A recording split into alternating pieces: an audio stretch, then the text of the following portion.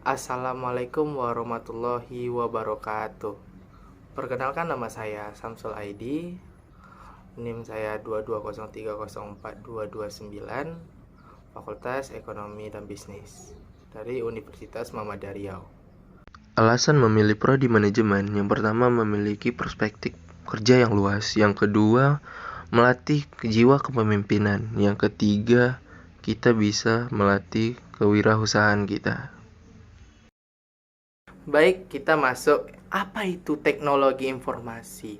Fungsinya dan tujuannya seperti itu kan, dan manfaatnya. Nah, semakin berkembangnya teknologi, maka juga semakin banyak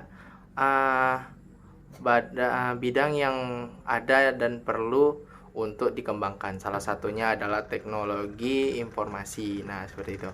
Nah, ini merupakan bidang yang terkait dengan erat dengan perkembangan teknologi pada zamannya. Terus, tanpa adanya teknologi informasi ini, mungkin perkembangan yang terjadi tidak akan sejauh inilah ya, yang kita bayangkan ini. Pengertian teknologi informasi itu secara umum, nah itu tuh suatu studi, perancang, impleks, pengembangan, dukungan, atau manajemen sistem informasi berbasis komputer, terutama pada perangkat hardware dan software gitu. Nah, menurut pengertian dari teknologi informasi ini pun dari ITE itu adalah istilah umumnya teknologi untuk membantu manusia dalam membuat ataupun mengubah, menyimpan, mengomunikasikan, dan menyebarkan informasi. Nah, teknologi informasi dalam mengolah data, memproses yaitu menyusun, menyimpan, mengubah. Nah, seperti itu. Dapat diinformasikan terdapat yang berkualitas, yaitu seperti ini. Fungsi tujuan teknologi adalah untuk memecahkan suatu permasalahan, membuka kreativitas, meningkatkan efektivitas dan efisien. Nah, seperti itu. Nah, dapat dikatakan bahwa teknologi informasi ini adalah berbagai fasilitas yang terdiri dari hardware, software untuk mendukung dan meningkatkan kualitas informasi bagi masyarakat. Nah, oke, baiklah, kita masuk ke perangkat keras komputer, yaitu hardware, dan perangkat lunak komputer, yaitu software. Nah, komponen hardware itu adalah disebut juga dengan perangkat keras yang di dalamnya terdapat input dan output gitu. Nah, unit sistemnya itu seperti motherboard dan mainboard. Komponen utama motherboard itu adalah prosesor dan memori. Nah, gitu.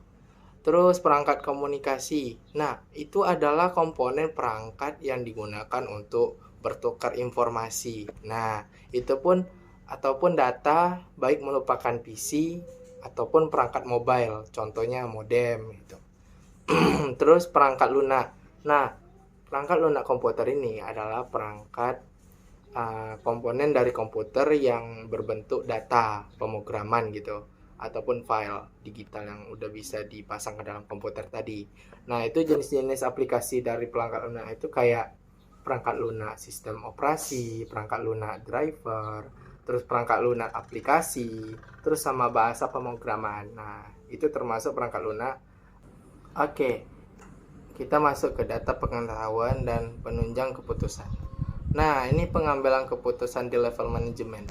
Nah, pengambilan keputusan ini merupakan suatu hasil dari proses mental ataupun spesifik yang membawa seseorang yang telah terlibat ke dalam pemilihan sebuah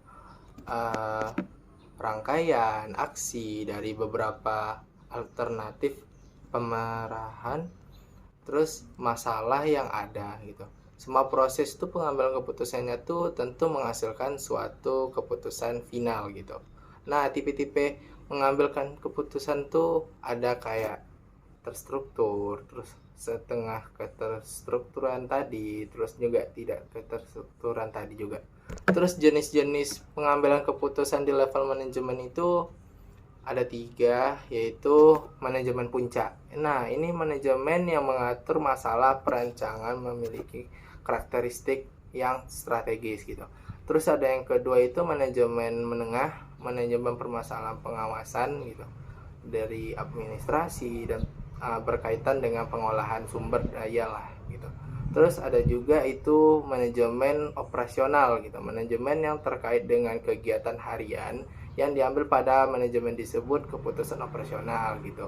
Nah, terus ada juga yang namanya sistem penunjang keputusan. Nah, merupakan sistem yang dapat membantu pada saat mengambil keputusan dalam bisnis atau organisasi. Sistem penunjang keputusan telah dapat digunakan pada tingkat manajemen operasi dan perencanaan. Selain itu, untuk membantu mengambil keputusan dalam masalah yang memiliki kemungkinan berupa dengan cepat, dapat berubah komposisi juga kan tenaga manusia dan kombinasi keduanya juga gitu. Seperti itu. Oke, baik. Kita masuk ke data, informasi, dan pengetahuan. Nah, data adalah bentuk informasi dengan bahasa tertentu yang telah diolah secara efisien seperti itu. Dapat berupa subjek tunggal ataupun subjek plural yang digunakan dalam suatu proses tersebut. Nah, itu data tuh dapat berbentuk kayak berupa bentuk lembaran absensi ataupun digital. Nah, dan data tuh juga kayak data mentahan itu tuh termasuk dengan juga data gitu. Nah, yang kedua itu ada informasi. Informasi itu adalah hasil dari data yang telah diproses sehingga dapat memberikan pengetahuan. Nah, kepada kita ataupun para penerimanya. Informasi dapat dengan cara mengumpulkan data dan mengubah datanya tadi menjadi suatu bentuk yang memiliki makna gitu. Nah, masuklah ke pengetahuan tadi. Nah, pengetahuan tadi itu value-nya ya. Nah, pengetahuan tadi itu adalah informasi yang di apalah nih pengetahuan. Nah, pengetahuan adalah informasi yang dikodifikasikan. Pengetahuan dapat diperlakukan sebagai objek yang dapat diperoleh. Nah, diintegrasikan dan disebarluaskan sebagai komoditas dan menjadi produk yang dapat diperdagangkan. Nah, seperti itu. Baiklah, di sini adalah kesimpulan dari apa itu kesimpulan dari teknologi informasi. Nah, itu teknologi informasi itu telah berevolusi cara bisnis kita dengan beroperasi dengan saat inilah. Hal ini memungkinkan mereka meningkatkan efisiensi, terus kayak mengurangi biaya dan meningkatkan kepuasan pelanggan. Dunia usaha harus memanfaatkan kemajuan teknologi ini agar tetap kompetitif dan sukses dalam perekonomian global saat ini. Karena teknologi informasi ini sangatlah penting bagi pembisnis di kalangan seperti era sekarang, karena sistem digital sekarang itu ada berdampak positif bagi mereka semua.